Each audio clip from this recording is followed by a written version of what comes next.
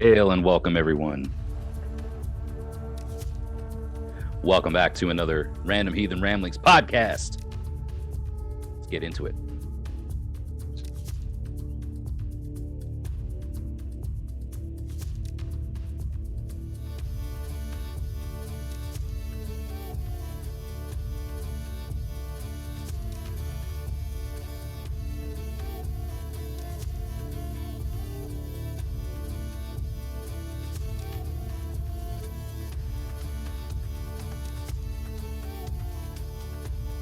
We're listening to the newest track from Danheim called Tívar. It was released today, November 26th. It was actually released yesterday, November 26th. It is November 27th at the time of this recording, and it will be Thursday, the beginning of December. Whatever date that is, my calendar, I'm off on my times. But anyway, is what it is.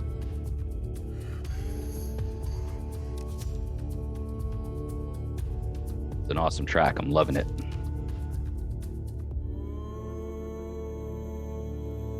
All right. So,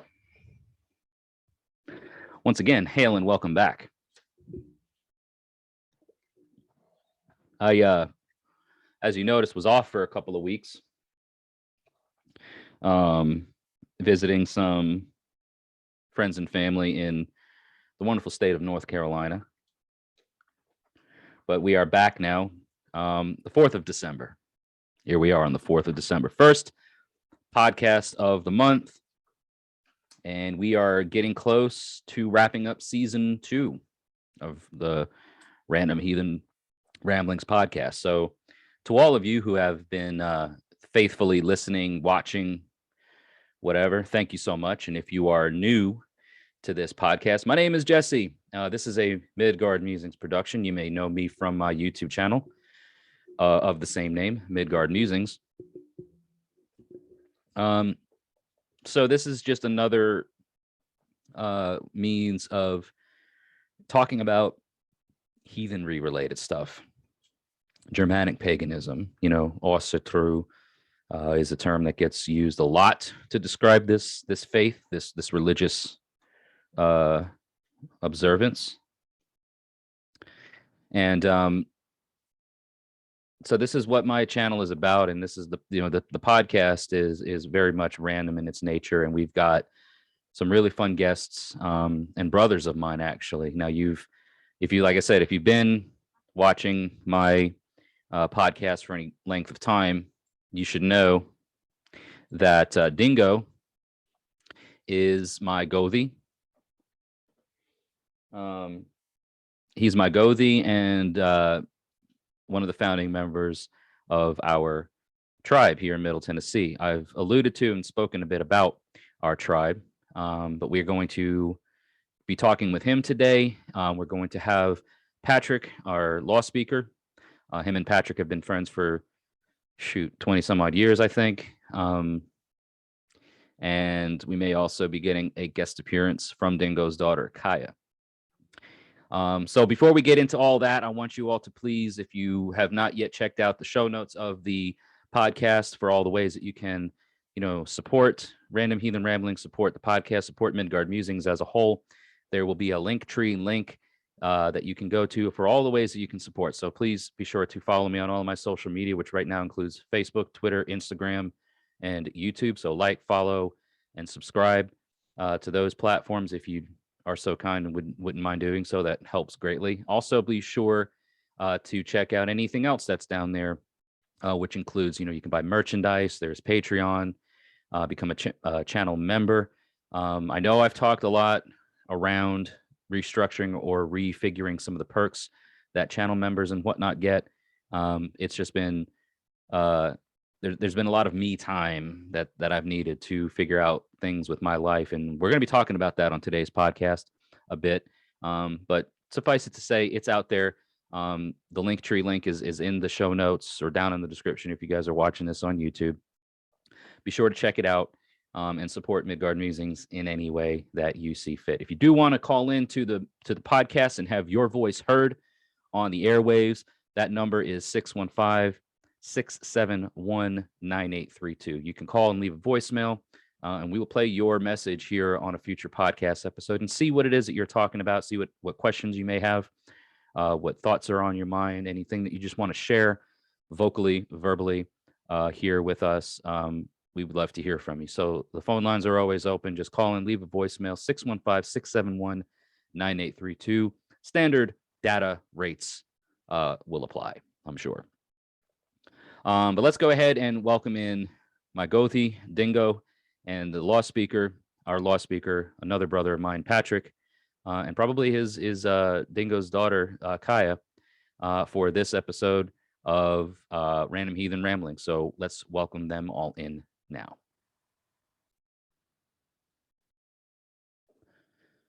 All right, folks, welcome back. I've got some dear friends and dear brothers joined with me tonight, as I mentioned earlier in the intro.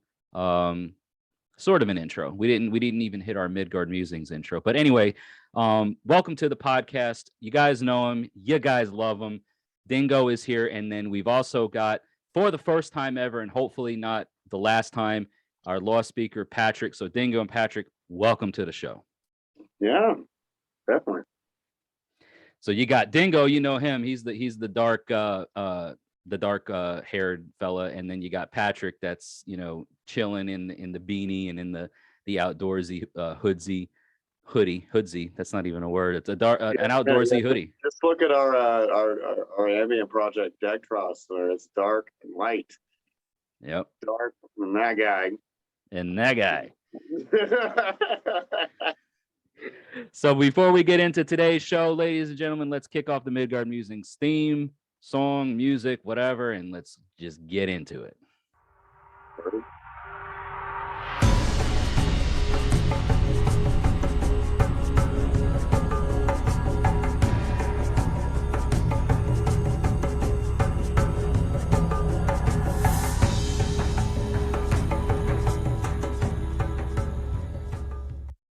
Oh yeah. All right, gentlemen. So hold on a second. I want to do something. I guess that's the thing I'm going to do. Move it. Okay.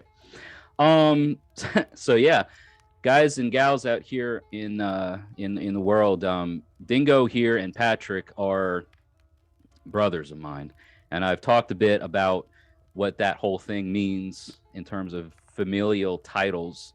And these are two gentlemen who have earned that title. It's something that they are not blood kin to me, but they've shared in critical moments in my life. They've tied weird with me. They've been a part of ritual with me. And we're going to talk a bit about today of a very, very profound ritual that we were all three of us a part of a few weeks ago. I've talked a bit about on this podcast about the spiritual journey, camping trip. You guys go back through the catalog and watch and listen or whatever, you'll know that I've alluded to this whole thing being something that we had planned on for, what was it? September, I think was the first one. Yeah. Jinx. Yeah. Right. Right. The initial plan, or the initial, we planned on doing it in September, and then that didn't work. And then we moved it ahead to October, and that didn't quite work. And then we finally did it 2 days after my birthday. Yeah. So November 13th, we ventured off to camp on Dingo's family lands, the Oldal lands, where the tribes Ve sits. It's on the shelf, or the bottom shelf of a limestone mountain face, I guess you could say, if that's accurate. The Woodland Cathedral. Yep. Now the Woodland, just like a cathedral, but it's limestone. Yep. So the Woodland Cathedral is what I became familiar with this area of the land when we first became real close and we were out there. That was the name that I knew it by, and it's that's still the name for it. I think it's fine. It's like we call it that, but we call it our Vey. It's a grove. It's of so many things. So where did the Woodland Cathedral name come from? You guys have been friends forever. So I mean, is it something that we built that space in what, 2009? It was around 2008 8.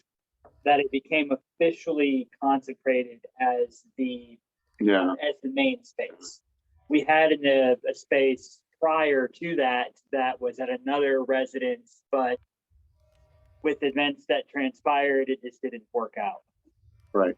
So we had to kind of start anew, and we kind of went from there in 2008, and then onward from that point. So we called it the Woodland Cathedral, I think, because that was when we were recording music out there. Yes. And the way that things bounced off of the limestone behind us, it projected forward, and we had to like set the mics right in order to capture that sound because of the way that it was just all forward. Yeah, it was almost like we had a shotgun mic without having a shotgun mic because it just got blasted forward. Yeah, the natural reverb of the space was, was very unique. Yeah. You can't capture that digitally. You only have to be there in order to experience. Right. And you can't capture it at all on any microphone, but even still, like, we were doing a lot of ambient recordings, and we did our best to get a facsimile of the experience. I mean, that's how that name came about. I think was that it was very cathedral-like on that. The acoustics of the area. You could hear what you could hear the music we were producing, like in the properties in front of the woods, not just the woods, because it just got slammed so far forward by the sound because it was a limestone backdrop. I mean, what are you gonna do? Yeah. Now you guys, Dingo and Patrick, you guys have been friends now for a couple of decades, right? Yeah, about 20 years. And I became friends with you, Dingo, through the music scene, through a band that you were in. And I think the friendship that I developed with Patrick kind of came along with our friendship. So you guys became my friends kind of around the same time. Well, it's funny because, that was Battle Path. And for years and years, Patrick, like, people would come up to Patrick and he's like, "You're that guy in Battle Path, right?" And he's like, "No." I'm not that guy, but I'm also that guy. He was in our ambient project that we've had going for many, many years. Decktross. I'll even name drop and like break our code for the first time in 10 years since we've done that project. That, like, that's us. But no, he was always mistaken for being a musician. It's one of those things. Were you a groupie? If you get the Dingo, I guess I'm just part of the package. I don't know. I just seem. Well, he was a musician. They just did. It was the wrong project. Like, But it was something else to be able to see the birth and evolution of a project, from inception until death, and I was pretty much there for Battle Path and being able to witness the whole experience. I mean, you were our official photographer for years. So wow. And then with the noise ambient stuff that we were doing on the side, like, that nobody ever really cared about, like, that became a whole other thing, and it was always a ritual experience. It wasn't about music. It was about like, even the way we wrote, even the way we mixed and arranged what we wrote was ritual.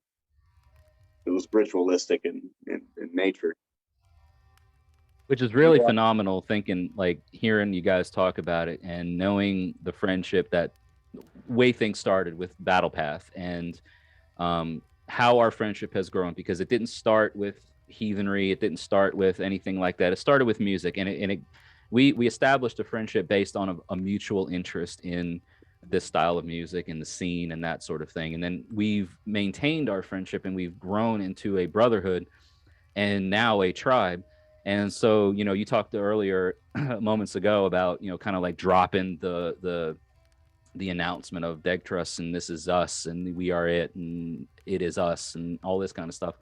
For everyone that's watching right now and listening, you know, I've talked a bit and alluded to a tribe in Middle Tennessee that I'm a part of, and you are seeing firsthand, if you're watching this and listening, you're experiencing firsthand the members, the founding members of that tribe that I've alluded to and talked about in a number of my social media posts. And we are Hlórriðifólk, and Hlórriði is a name for Thor. And so we are Thor's people. We are Hlórriðifólk, the people of the thunder, the people of the thundering storm. And it's as my little girl would say, you know, hammer cheers.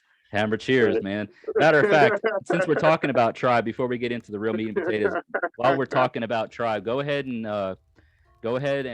welcome in her. Go ahead and bring in a member of our tribe, because she is as much a member of this tribe as we are.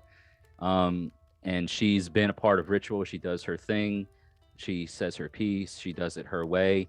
And she's, you know, just been a really wholesome addition, almost a grounding kind of presence. You know what I mean? As young as she is and stuff, she's so with it. Like she's so connected to things. And we're gonna fall very far from the tree.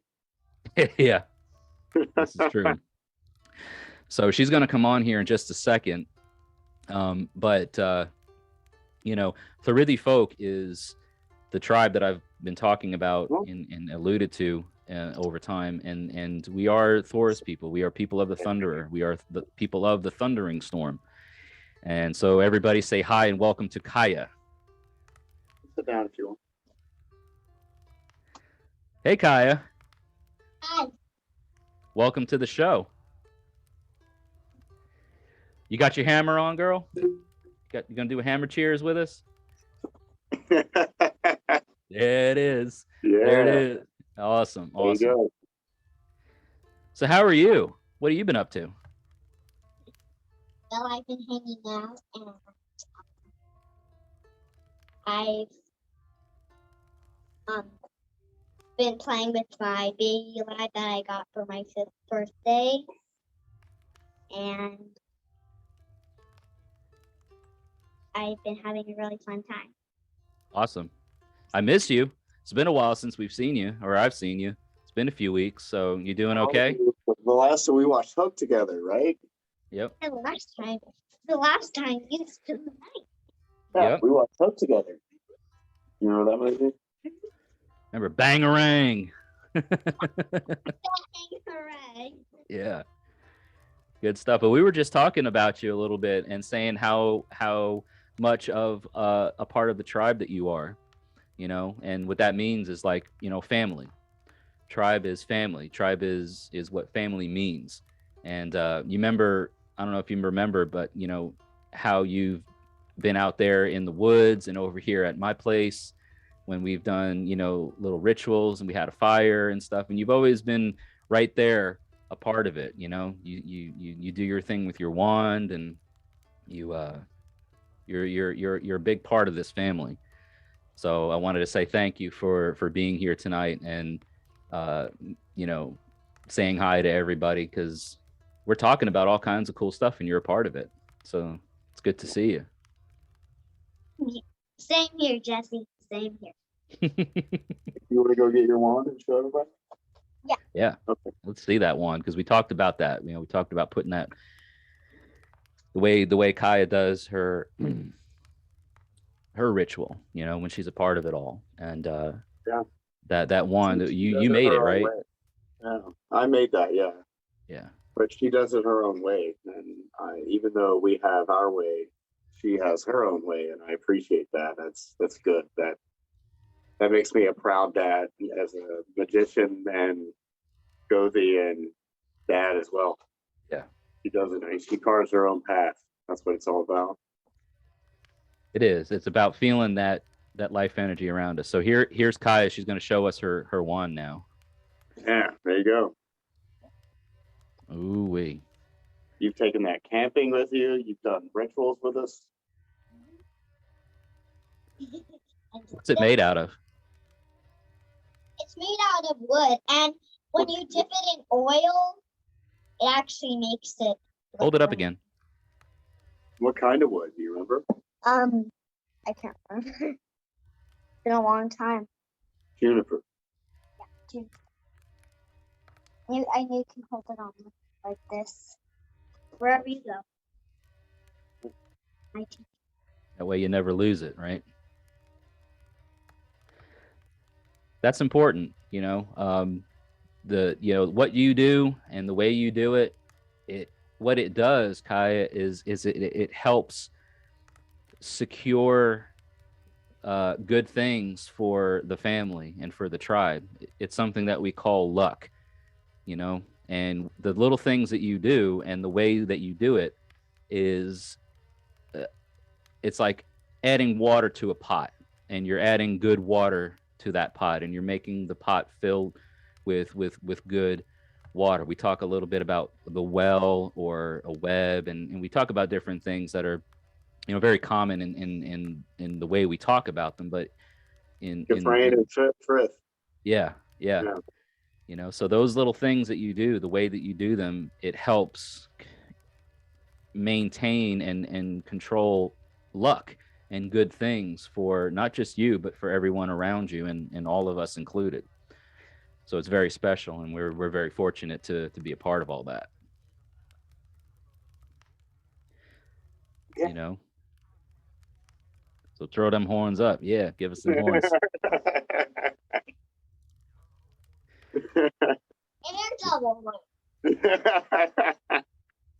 Heck yeah. You fell asleep on the way to Thanksgiving the other day. To Judas Priest. You fell completely asleep. Oh yeah? Yeah. Some Judas Priest on the lullabies. Yeah, right. Yeah, good stuff, man. I remember the Husker Baby lullaby that my mom and dad sing every night, and so But Judas Priest was playing on the radio. You just went right out. Like, because you're a little metalhead. I was like this the whole time. Nice. What was the book we read last night before you went to bed? What is punk? What is punk? Right. About the history of punk rock.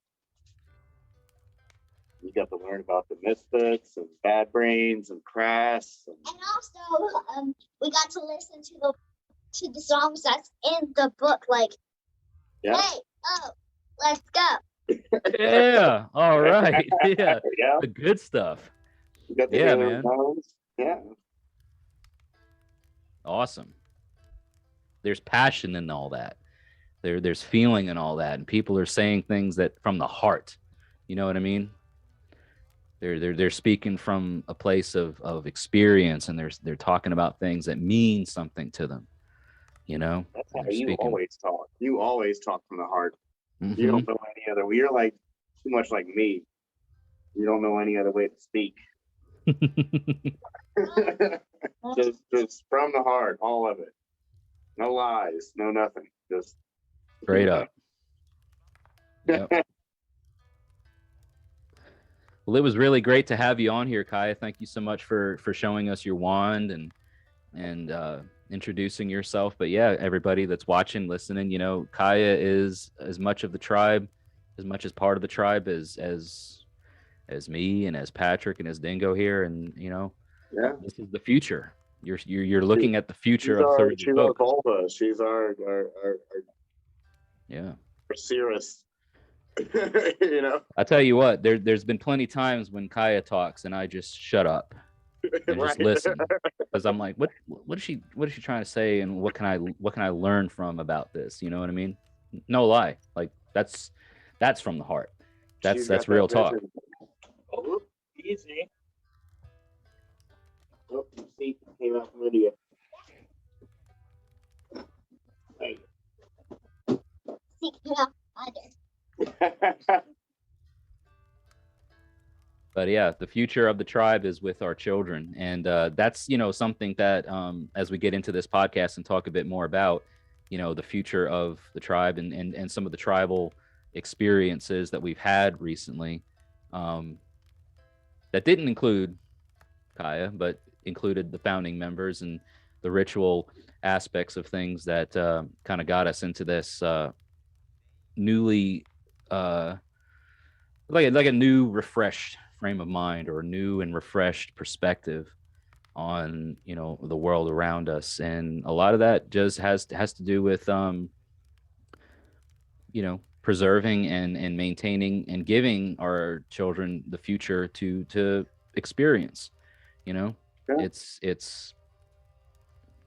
it lies on us now to kind of lay that foundation and to do the work now, so that there's something for them to experience later.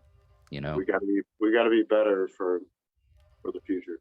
And it's required that we have a night of reflection in order to put things in perspective, of what is important and what, because we always get distracted by everyday things, and having the ability to set those aside and actually see the world for how it is and for what it is.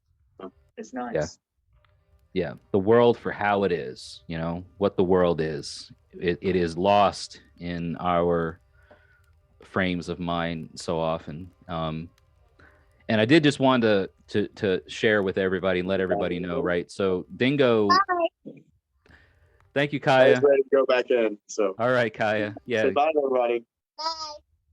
Say thank you for tuning in. Thank you for tuning in. All right. Awesome. Go back inside. I'll be in there in just a minute. Okay, Dad. Okay. Good luck with the podcast. Thank you. That's precious. That's precious. But the roles of members of a tribe, and what we all do, So Hlórriðifólk is us, and we are Hlórriðifólk. And I've talked a number of times about how Dingo is my Gothi, and in a lot of tribal structures, the Gothi serves a multifaceted purpose. Like they do a lot of different things, so in our tribe, the way we've got it set up right now is we have a Gothi, a chieftain, and a law speaker. And I 100% agree, because a Gothi and a chieftain at the same time, that's too much shit, man. yeah, if you're going to try to, spread the wealth a little bit. Yeah.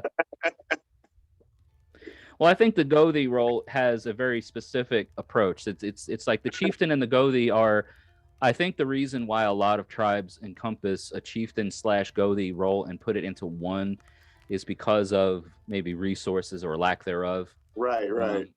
But they are. That's a lot of responsibilities, though, was my point. Yeah. Well, because again, you're the Gothi is like the spiritual leader, whereas the chieftain kind of takes on more of the boots on the ground, the ruling physical leader. Yeah, right. But so they are similarly in a way they are peers. They are kind of like equals in a way, but just focused on different things. Right. And then so in our tribe, Dingo serves as Gothi and I serve as chieftain, and Patrick over here serves as law speaker. And the role of the law speaker, which we haven't really talked about in great detail, at least not on this platform, carries a lot of weight and a lot of importance, because making sure we don't screw up. Yeah, because when law and thu is established, when law and customs and traditions and stuff are established, it is the job of the law speaker to enforce and make sure that those laws are not just being maintained and kept, but that once laws are broken, they are the mediator. They are the person that is in a place of authority to discuss what now needs to be done to maintain the tribal frith and maintain the tribal order when laws are broken or when things of that nature. So they serve a very important role. And with your guys' history, in the music sector, before we established our tribe, there was almost like that inherent nature of Patrick to serve in that capacity without it being called such a thing, I feel. And then so it fits him well to be in our tribe as law speaker. We have yet to maintain, or we have yet to lay down our tribal law, and the thews are being lived out and are being kind of established in real time. Can absolutely confirm this man has kept me from going insane for the past 20 years. That's where I haven't been much in the limelight as of late, but it's where my role grows in importance as the tribe grows. But in light of the pandemic and of recent climb, it's hard for us to really add members. Mm-hmm. So my role has been on a more subtle level where I have one foot in the physical and one foot in the spiritual, and I'm kind of the balance between the two of you. You keep us from going insane. Yeah. So acting as the pair of scales between two Scorpios, it's a great yeah.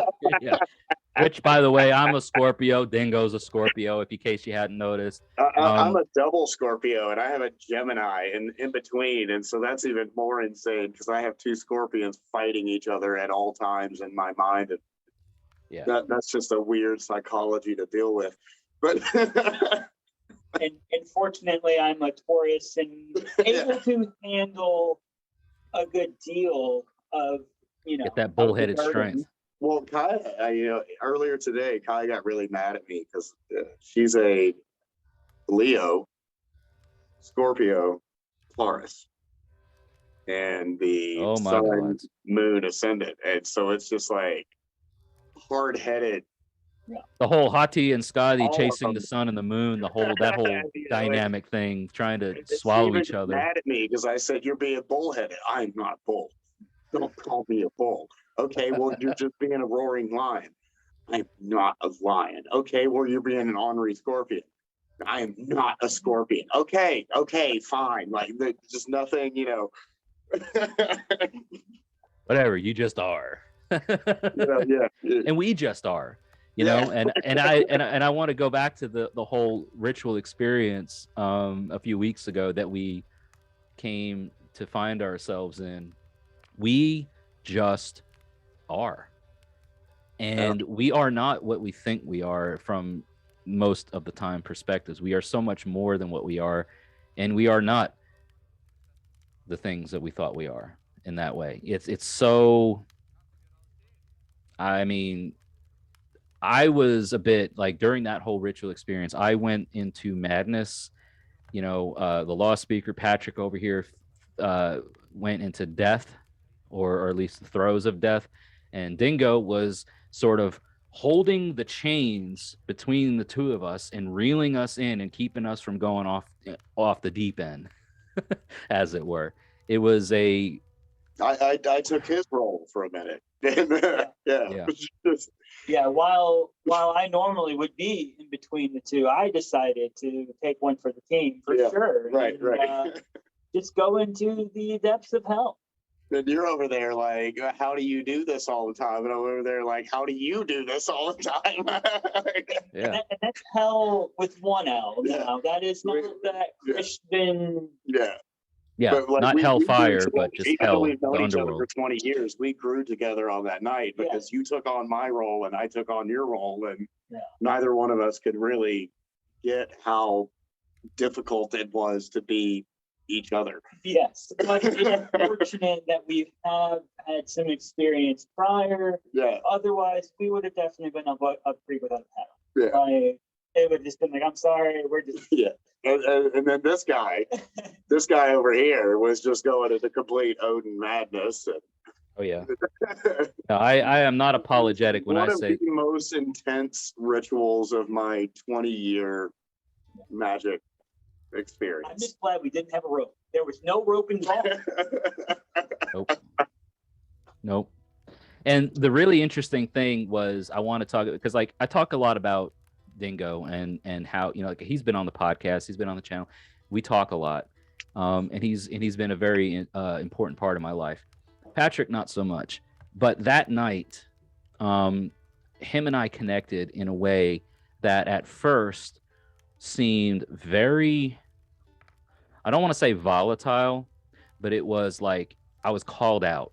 I was challenged, but in a good way, you know, because Patrick was over here looking at me and I'm in my state of my, you know, madness or whatever, just being incoherent and so on and so forth. And Patrick's over here like, you're this chieftain, you're this thing, you got all this social media, you're all, and why can't you just get a coherent sentence out of you for fuck's sake, you know?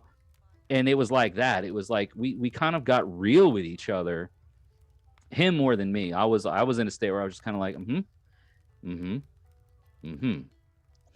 you know, like absorbing it without being able to really respond or react to it. But it sunk in. It was definitely received, and it definitely you know, became a part of my psyche.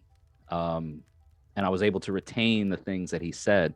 And when I think about it in terms of the whole tribal structure that we're building, and I talked about this in another video recently, building seems very manual and it seems very mechanical and it seems very like we have to do it at this certain period of time. I don't mean it like that. I mean like just the way that things are growing naturally. Yes. Yeah. The way things are growing organically and naturally are, I need to connect more with you, Patrick. I need to be able to connect more with you as the law speaker, because as soon as the tribe is established as it is right now, but as we look to establish and grow, like you're going to be right there with me, man. Like you're going to be so much a part of the law part of it, the rules of the game, as it were. If people want to play with us, they got to abide by the rules, and you're the referee. You know what I mean? And you have a role there, my man. And so that night really solidified the importance of where we're going with this. And it was a very interesting time because that Saturday night 3 weeks ago, in the early dawn, the early morning hours, when we were coming out of our tents and I was sitting around the fire, you were the first one to come out of your tent and sit around the fire with me and kind of greet the new day. And I think that that's very significant. I was just getting to bed.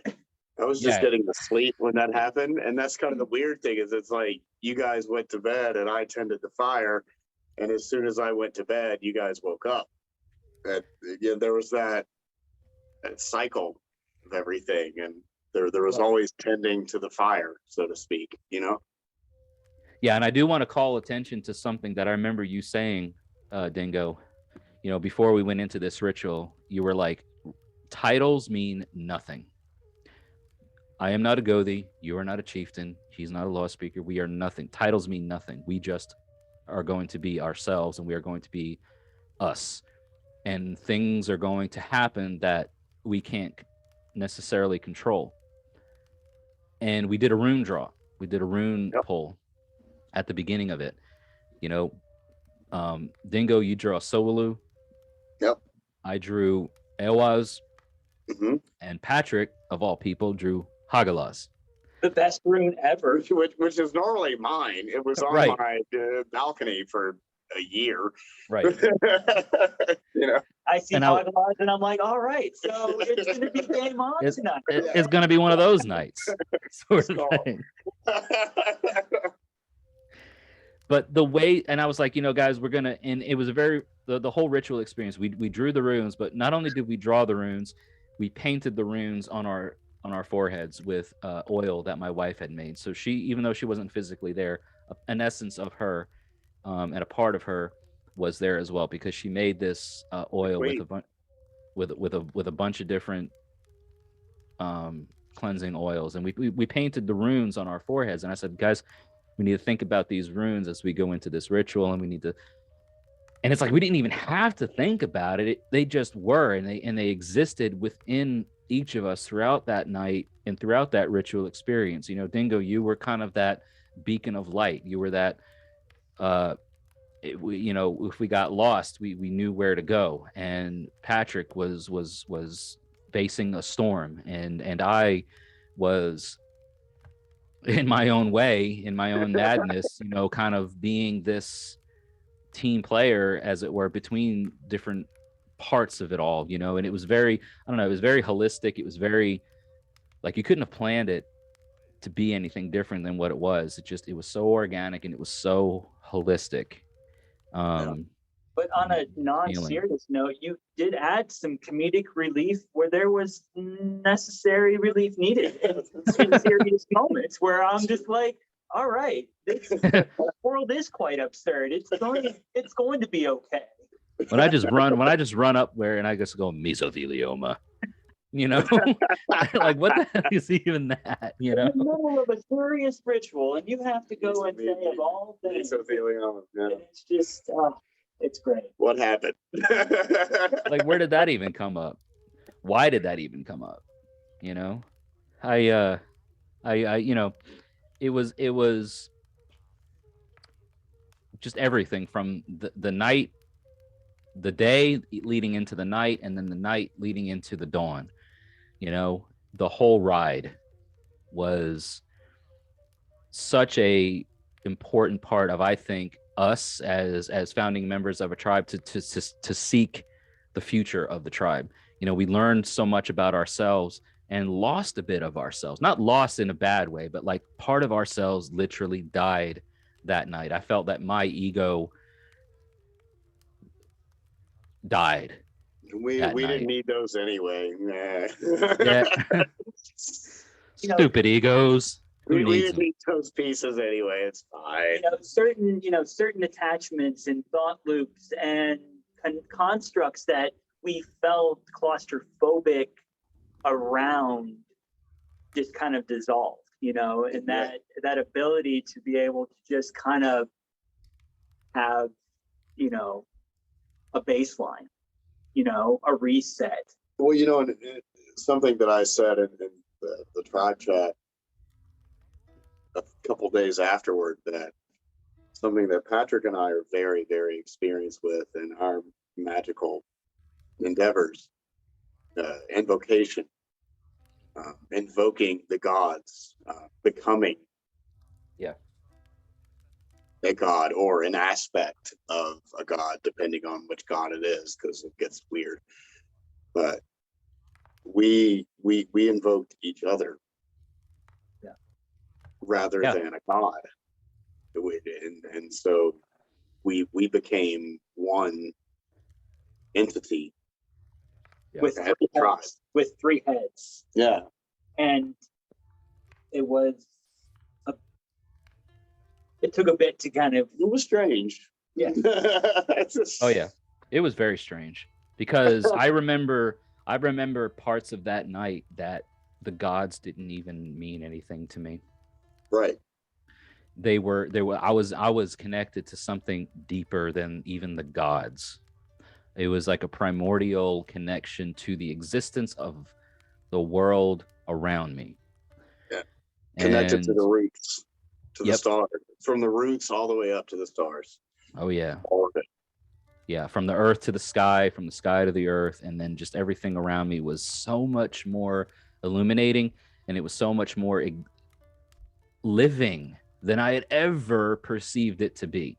You know, because look, like, the trees are alive, the water, the this, like you hear all this hippy dippy stuff throughout your life, and you're like, yeah, that's cool, that's nice, that's pleasant.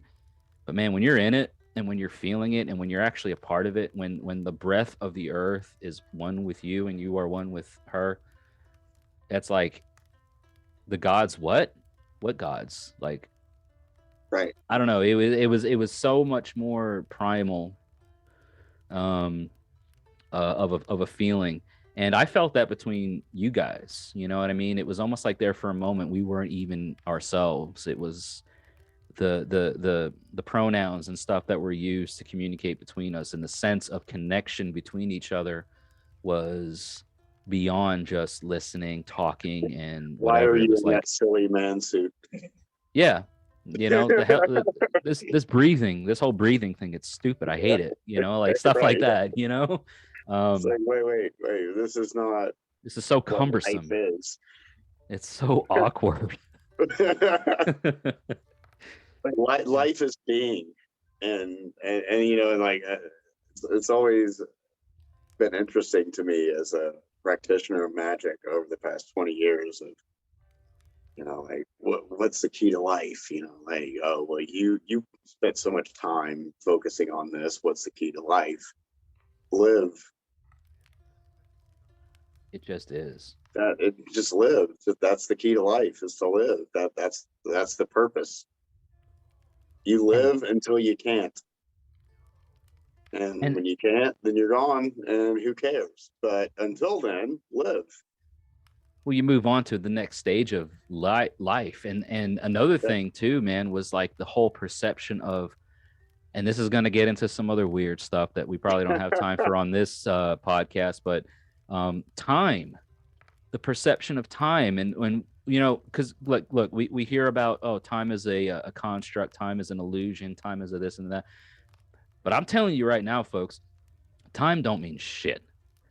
Time is nothing, because the perception of time was lost during our ritual. I'm talking about the fact that minutes seemed like hours and hours seemed like seconds, and a day could have been a minute in my, at least in my perception. I'll speak on my own behalf. I don't want to speak on either one of your behalfs, but I was like, this whole time thing, what time is it? What time of day? What time of night? It was like, oh, it's a mile marker along a road. Up is left. Word tastes like purple. Yeah, no, literally, like south was north, east was up, down was green, and right. Like, what is any of this? Everything just kind of was in this chaotic sense of being.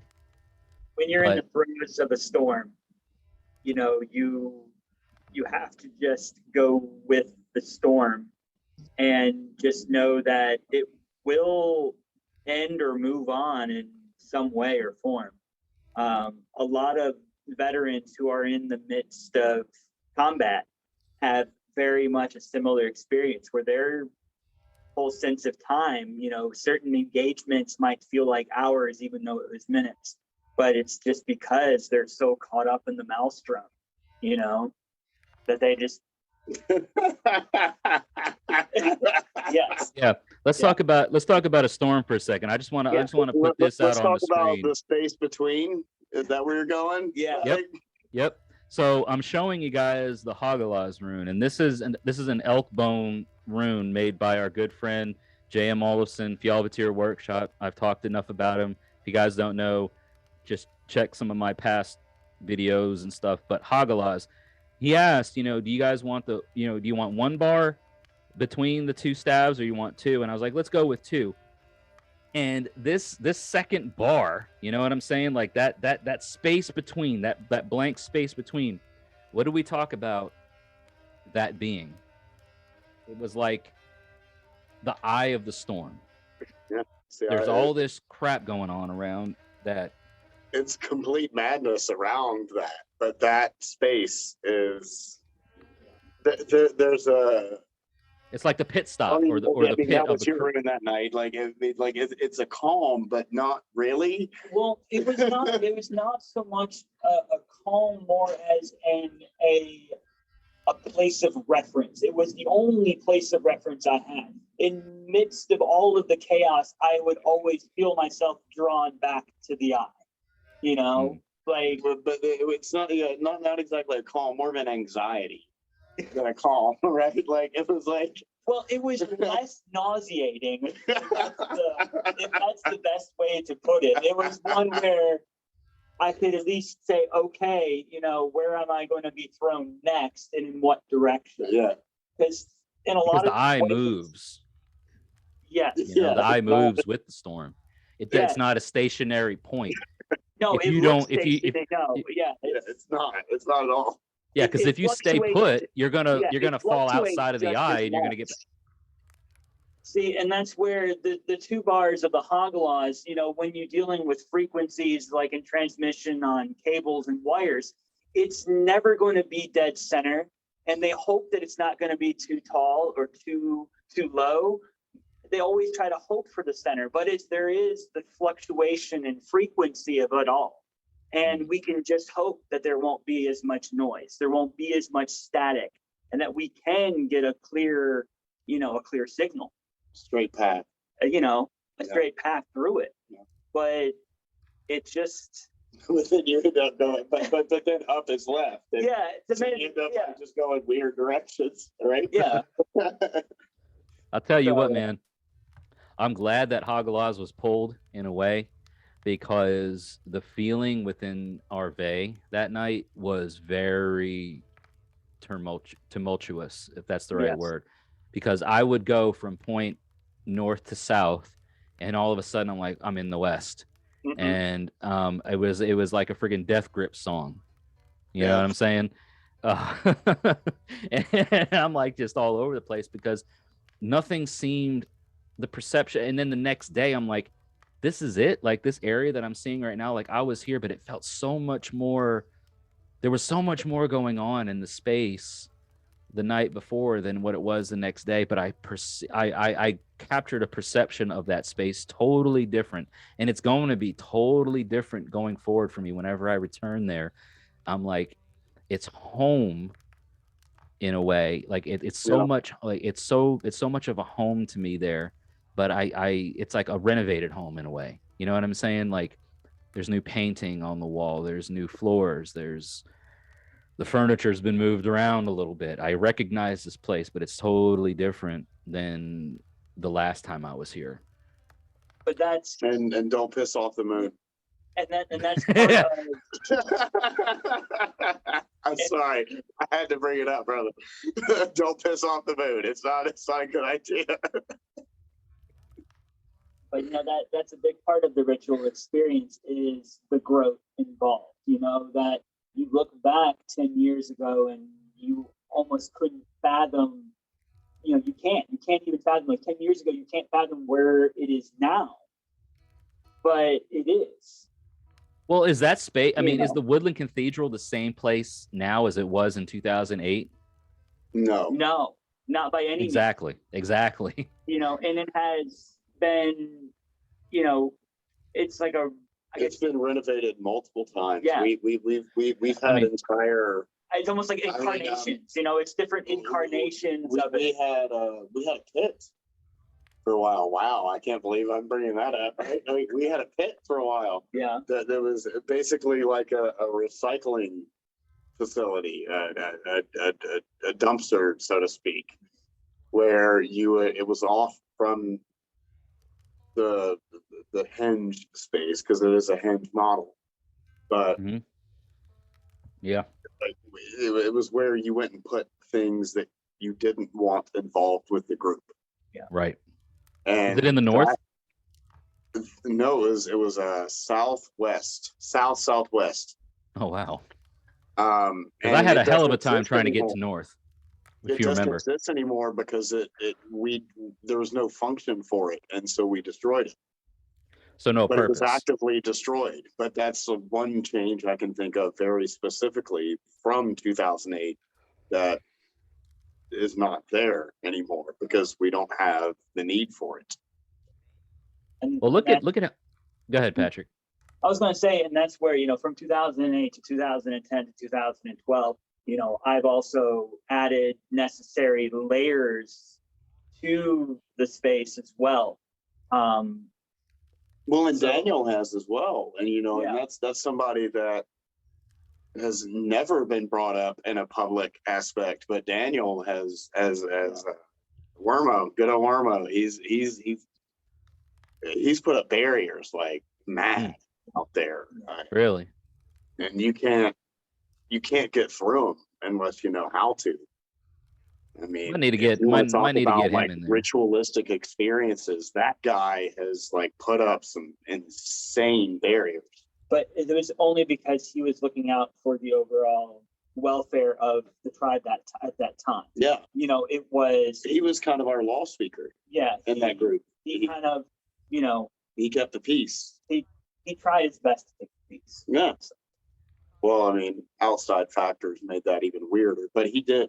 He kept the peace in that old group of like keeping things intact and Yeah. working efficiently and functionally.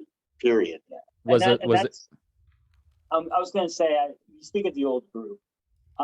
There was a third member before you, Jesse, as the chieftain. And that third member we thought was going to be with us and not drift, but he has drifted. And, you know, I'm just glad that we've had someone to come in and step in, but not like replace him, not be him, but just be, what's the word I'm looking for? You know, there's a anchor lot of ways. point? I mean, he was kind of the chief, and we're not naming names here intentionally, of course. He was the chieftain unofficially, but he never really upheld that title properly. No. Yeah. And that's where, you know, when you came into the picture, there was hope that if he drifts too far, you know, we can continue. You know, we don't have to say that this is null and void because one person walks out. Yeah. But it's nice to know that someone can walk in with fresh energy and be like, hey, let's do this. So, And Yeah, you know, in retrospect, if you bring it up in those terms, like he never was chief. Like you and I were more of a chief than splitting that role.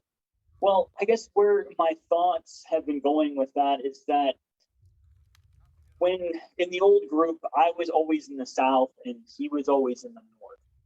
And then all of a sudden, you know, we come, you know, face to face on that Saturday, but the roles are in that way reversed, where I'm in the North and you're in the South. So I stayed a lot in the South. yeah. The and South that- spoke to me. And speaking of that, I went from the east to the west. Yeah. But that was where it was like this whole role reversal where you know, it felt right in the old group that's where I needed to be. But now I kind of feel like with this new group, this new tribe, you know. Well, in the old group, you were outside of the circle. Well, I was still You weren't in a part of it. You were doing your own thing. well, I've always been an observer. You know, I always like to keep a certain distance in order to kind of get an overall assessment. Right. So Fucking doll over there. But that's my role now. yeah, and that's the thing was when it comes down to roles and how they change and how they shift, it was just an observation that I mentioned that, you know, I kind of came to the conclusion of the loss of that member of that old group. Like, he's no longer going to be with us. It's pretty much done. But it doesn't matter because we have someone that is, Better suited for said role. you said the words, I did not. So, That's a judgment call, and I'll make it. so kudos. All right. Yeah. So like and that's the interesting thing is because the you keep talking about like, you know, the old group and the roles and stuff. That was not Hlórriðifólk. No. And when we collectively decided to kind of name, well, it wasn't even a decision, because again, it sounds so mechanical when you say building. Like that's what it was. So but we're gonna do this, right? and I know that it was like a group effort, and I know that it was like a group voting sort of thing, but like there was no like I didn't just come in here and say, hey guys, I'm the chieftain. You told me that. And we gave Dingo the I think it role of was Goldie, Patrick that said you should be chieftain.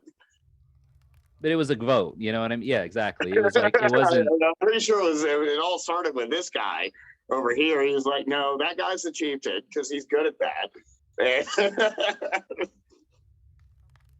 And you know, with the way the group is now and our tribe is now, it and where we're growing and what we want to, you know, build our tribe to be, this is us, guys. This is what you see is what you've got. And the more that the tribe grows, which lies heavily on someone like me and you know, collectively as a tribe, but it's like that the horse-drawn carriage needs to be led by somebody, you know what I'm saying? And as we look to build, and I keep using that word and I hate it, but as we look to grow organically, it's like someone has to drive the cart. Someone has to kind of be the you know, the captain behind the seat, and the captain needs his navigator, and everybody in a ship has a role with all these things. It's a certain drive, you know. It's like it's almost like you have the reins. I'm telling you where to go, and this guy's the horses. Yeah, You know, like there's order, there's construct. You can't have and you can't function without any of those pieces. But, right. Yeah, there has to be order, there has to be construct, and that's where I think the whole tribal structure of things within heathenry really shines. And what a lot of people look for, you know, they look for an established structure of things. Like, I want to be a part of something, but I don't want to be a part of something that is just shooting from the hip, that's all stupid willy-nilly, that has no sense of up, down, left, right. They don't get anything. Like, I want to be a part of something, but I want to be a part of something that is solid, you know? And over the years, over the time that Hlórriðifólk has, you know, from its conception to its existence now, we are it so far. And now we want to look to grow and build what a tribe is, not just 3 members of brothers who have a similar interest and have a common interest and a common goal, but who else can we, you know, welcome in to this extension of our respective families, you know? And that's a lot of work. That's a lot of worthing time. And we you know, I've talked a little bit about this on other podcasts before about the whole worthing process. It's like, you don't just get to be a part of a tribe, you don't just get to be a part of a group or a kindred or anything without proving yourself. And that's where the whole like law thing comes in, you know, where I think that's why I suggested, I think I might have been the one suggesting the ritual that we had on that Saturday in the very early throes of the you know, early throes of back in the summer. You were. Because it was one where I was like, hey, I wonder if we can create a proving ground here and see where we all stand. Yeah. And I feel like we all got to hang from the tree. We all did all right. I think we're on the other side. You can count to 9. Yeah. We're on a side. We can count to 9. We're good. It's just unfortunate that the inception of our tribe also fell in lieu of the pandemic. You know, it's just like so many great projects were all starting around the world in 2019, and then 2020 hits, and it's like, oh well, so now we have to almost work twice as hard, if not 3 times harder, to even get the momentum that we had back in 2019. So but the good thing is that there's a community. We're stoking the coals. We're stoking the fucking coals and the old train, man. Yeah. We're in there, and the fire has never died out, and the embers. I know, I never said the fire died out. I'm just saying it's going to be that it's going to be. We're shoveling. It sucks, but we're shoveling. It's gonna take some work, because just it seems like last year the basic trust we had with human beings has like eroded to a point where like we don't like want to, we don't even want to get near other people now. It's just Yeah, and we have to have If you're that. bringing that up, We have to have like, that. We have to have that. all I've got is you guys and Kaya. Sometimes, that's all I've got, and that sucks. But yeah, but that's where that's where last year and this year is a global proving ground. It's all there to see where our worth is as a whole, as a species. Well, I want to bring. Are we even fit to be on this planet? But well, that remains that's a very good question, and that remains to be seen. I just am the way I am and doing the best that I can the way I can. But like one of the things that I wanted to bring up was like with this whole like tribe thing and with people and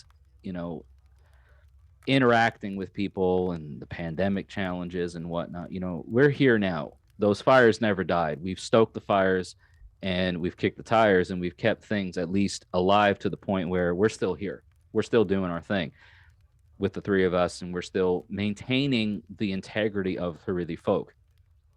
And now becomes the time to introduce and bring in more people that are interested to maintain and do that sort of thing. And Dingo, you and I have had a lot of interactions with people specifically who are not necessarily heathen, but that are no less members of our tribe and that are no less kin and kith to us. I'm talking about Richard, talking about Gene, talking about shouts my brother Dick. Yep. Like that man literally the week, man. Can we just talk about that for a quick second? Even yeah, hell yeah, man. He's a tough son of a bitch, and love that guy. Yeah, like this man literally faced death, and walked through the fires of hell, as it were. And is he out of the woods? No. But he's also walked through those fires, and he's also walked through those woods, and the challenges that lay ahead of him are the challenges that we can suffer with him together, because that's what tribe's about. It's not about just being all buddy and love and light and all this other kind of shit, but it's literally about experiencing the darkness and the hurt and the pain and being there for each other when you need each other the most. Gene was another one, because who were the ones that were there for him at his father's funeral? You know what I'm saying? Like stuff like that. Like, even though it may seem very superficial or surface level type of acknowledgments, it's like, hey man, we were there, and we love our brothers, and we love those people who have taken the time out of their lives to tie those threads with us. And I will never forget that hug. That kind of thing. Right. And that's the essence of the theme of these past 2 years right there. If anything, it doesn't weaken us. It doesn't cause us to distance ourselves. If anything, it gives us a stronger energy to come back together. So that's what I'm hoping, is that resurgence will build, And yeah, I think that I think that everything that you're saying, Patrick, is true. And our ritual a few weeks ago really helped reset us together, the three of us, in our own individual ways, but it also helped reset us collectively, because we were all there. You know what I mean? It was we all felt our thing individually, but it was collective. If he's going off somewhere, I'm going off with him. Maybe not in person, but in spirit. Like, I'm with you in that struggle. I'm there with you in that feeling, and you're here with me in my madness, and I'm there with you in your dying, and we're all here together. It's like this it's like a subterranean root system between the three of us that I felt that night. There was no need for names, there was no need for talking. It was like feeling. in the most intense way that I can possibly describe. It was that feelings of existing were shared in the most purest of senses between the three of us. And it helped shape us into the individuals that we are now. And it also helped shape us into the tribe that we are now. Because Hlórriðifólk is not the same as it was 3 weeks ago, you know? Yeah, absolutely. I feel that Absolutely. we have definitely got the perspective I feel we need. You know, we were all kind of hoping that we would get all on the same page, and I think we were successful in that, for sure. Because amidst all the chaos on that night, there was no sense of danger. You know, there was no sense of caution that we should, you know, go outside of ourselves. You know, we were okay with what we had. And that's, you know, so that's good. We were there for each other. And that's where we can hopefully extend that out, you know, to others who need that, you know. That is a solid foundation to build on. We were each other. Yeah. Yeah. It's not even that we were there for each other. We were each other. And that becomes a whole other. Yeah. That is absolutely accurate. Yeah. We were each other, you know, but I don't know. I think that that's a great spot to kind of wrap the podcast up, at least. Yeah.